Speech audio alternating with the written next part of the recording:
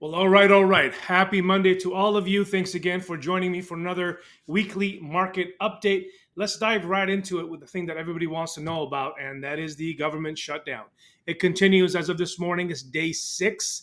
The government shutdown basically means that there's no work going on over there. As it pertains to housing, FHA and HUD are slow right now. USDA and VA expect delays, if you will, if you have any of those loans going. Conventional loans, private jumbo loans, they're working fine and moving forward as planned. Important to note that the IRS has already shut down their back end of income and verification. So if we have to verify people's income on the back end to match up their tax returns or W-2s, etc., that's going to have delays to it. Fed workers are all furloughed. There's about 750 to a million of them at this point, and they're furloughed. The kind folks at the TSA and all that are now just working without any pay, and they're doing that to keep the country going, and our hats off to them. And the economy, there's a little bit of confidence problems right now. Mortgage bonds, they're going to wobble. We're going to see them wobble. We'll talk about that in a second. But most importantly, I want to spend a couple of minutes with you because I get so many phone calls about this because everybody thinks this government shutdown is just about this Social Security or about Medicare. And where that sits on the back end of things as a leverage for the different parties, this really comes down to one thing and one thing only. We don't know how to budget. So let me walk you through what's happening right this second and why this government is specifically out of money and shutting down. Okay, so the tax revenues for fiscal year 2024 in the United States were $4.9 trillion. That's 12 zeros, just in case you're keeping track, okay? $4.9 trillion. I know we throw these numbers around so much. I'll simplify it in just 2 seconds here. So the federal spending and how much money goes out is $6.9 trillion. Now we're taking on new debt and new deficit in 2025. There's a projected $1.9 trillion. And then there's also national debt that's already on the books. That's $37 trillion. And recently, we've had some budget cuts that they've been trying to trim this program, trim that program, and that's somewhere around 100 billion, give or take. That number is not going to be accurate. I've guesstimated that on the high end. So let me now boil it down and simplify it for you, okay? Budgeting, that's right.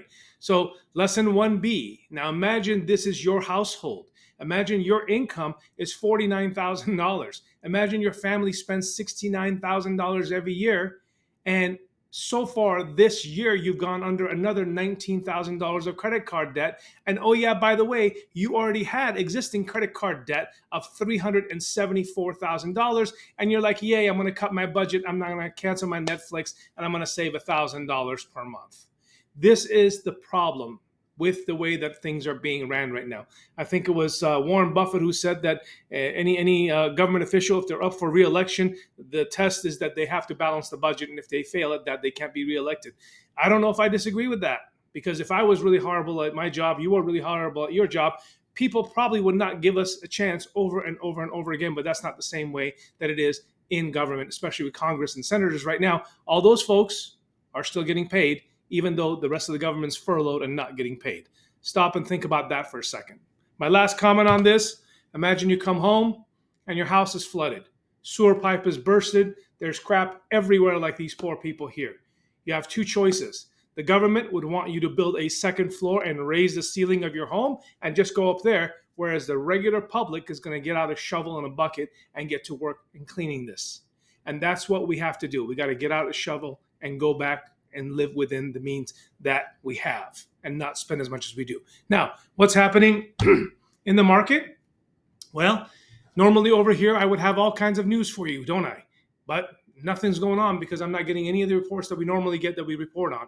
So this is where we have to absolutely go and look at the technicals of what's happening. We can see right now that the mortgage bonds were oversold on the news. They started to sell off on some profit taking, had a little bit of a comeback, but then they had a negative stochastic crossover right over here.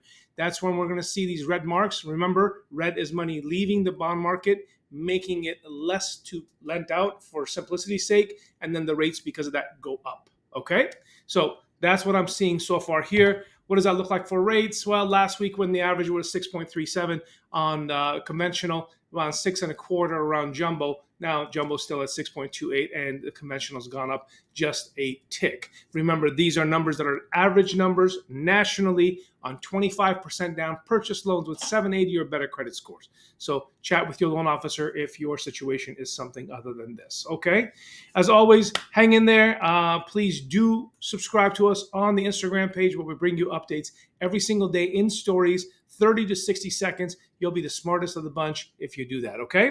And again, thank you. Subscribe, comment, share, like, do all the things. Press all the buttons. Help us out. Help yourselves out.